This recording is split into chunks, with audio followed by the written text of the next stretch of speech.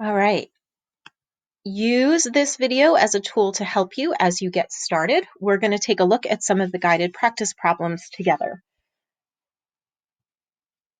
So, looking at problem number 1, Cy says 20 hundredths is greater than 2 tenths because 20 is greater than 2. Do you agree? This question is a great one, so let's take a look. If you look at this first amount, we have 0 in the whole numbers place, 2 in the tenths place, and 0 in the hundredths place. If we look at the other amount, we again have 0 in the whole numbers place, 2 in the tenths place, but nothing written in the hundredth place.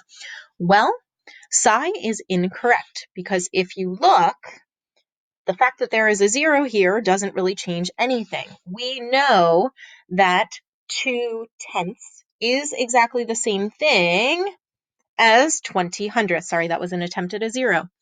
So both of these amounts are actually equal. You can write it as 20 hundredths by putting the 0 on the end. That 0 means you read it as 20 hundredths.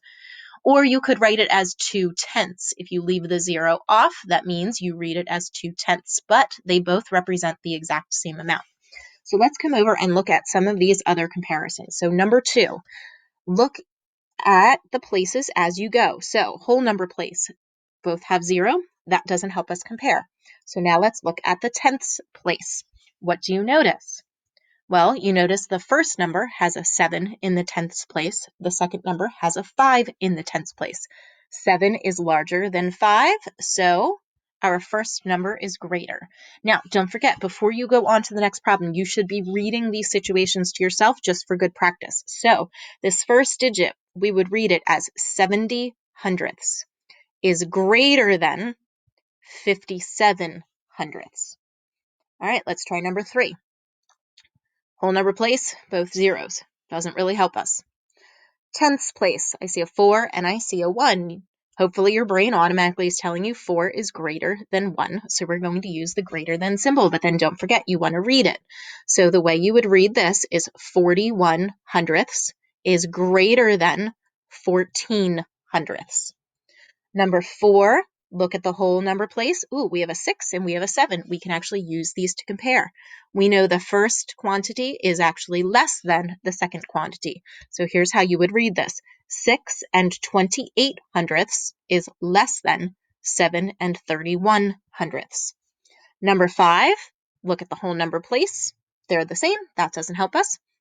Look at the tenths place. They're the same. But then notice the one has a 0. We could put a 0 over here, but we don't have to. In both of these situations, they are actually equal. So the way we would read this first one is 1 and 1/10 is equal to 1 and 10 hundredths. So I hope that helps as you get ready to tackle your independent work.